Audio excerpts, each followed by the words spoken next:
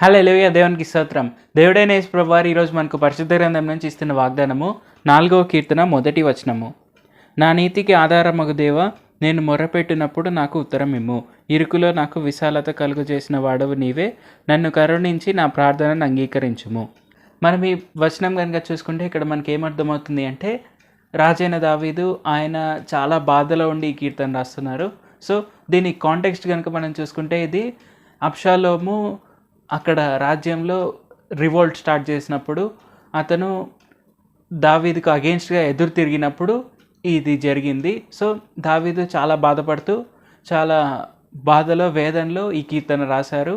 ఆయన చాలామంది ఆయనను చాలా చాలా మాటలు అన్నారు అబ్షాలోము ఉన్నప్పుడు, అలాగే చాలా రకంగా అవమానించారు దావీదును.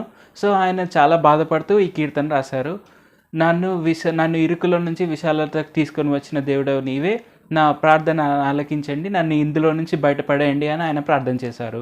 సో ఎలాగంటే ఆయన చిన్న గొర్రెల కాపరిగా ఉన్నప్పుడు ఆయనను పిలిచి ఆయనకు అభిషేకం ఇచ్చి ఆయనను రాజును చేసింది దేవుడైన యెహోవారే. కాబట్టి దేవుడైన యెహోవారే ఆయనకు ఆ ఇరుకును తీసివేసి విశాలత ఇచ్చారు అనే విషయం తప్పకుండా గుర్తుంది. సో ఆ విధంగా ఆయన బాధపడుతున్నప్పుడు ఆ బాధలో మునిగిపోకుండా ఆ బాధని ఎక్కడికి తీసుకొని వెళ్ళాలో ఆ విషయాన్ని ఆయన క్లియర్గా తెలుసు. సో ఆయన అంత వేదనలో ఉన్నప్పుడు దేవుడైన యెహోవా వద్దకు వెళ్తే యెహోవా ఆయనకు తప్పకుండా ఖచ్చితంగా ఒక సొల్యూషన్ అనేది ఇస్తారు అనే విషయం ఆయన క్లియర్గా తెలుసు. సో మనం కూడా అలాగా క్లియర్గా తెలుసుకోవాలి. మనకు ఏదైనా బాధలు ఉన్నప్పుడు, మనకు మునిగిపోతామేమో అనే ఫీలింగ్ ఉన్నప్పుడు మనం మన దేవుడైన యేసు ప్రభువు వారి దగ్గరికి వెళ్ళాలి. అది అనేది మనకు అది ఒక రిఫ్లెక్స్ లాగా అయిపోవాలి. ఎలాగంటే మనం ఏదైనా బాధలో ఉన్నామంటే తప్పకుండా మనం ప్రార్థన చేయాలి. సో ఆ విధంగా అది మనకు అలవాటు అయిపోవాలి.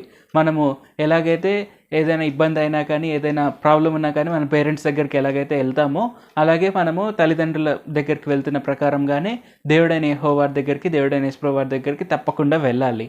మనకి ఏ ప్రాబ్లం వచ్చినా కూడా ఫస్ట్ మనం చూడాల్సింది దేవుడైన యేసు ప్రభువు వారిని. సో ఇది మనం ఈ వచనం నుంచి మనం తెలుసుకునవచ్చు. ప్రార్థన చేసుకుందాం.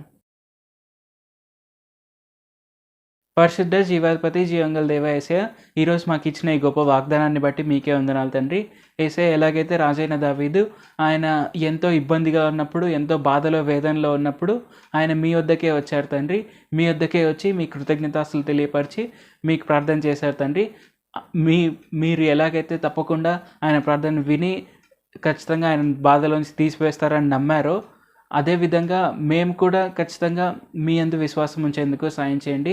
తప్పకుండా మాకు ఎలాంటి బాధ ఉన్నా అది మేము మీ వద్దకే తీసుకొని వచ్చేందుకు సాయం చేయండి. తప్పకుండా మీరు మమ్మల్ని అందులోంచి బయట వేస్తారు అనే నమ్మకం కూడా మాకు ఉండేందుకు సాయం చేయండి.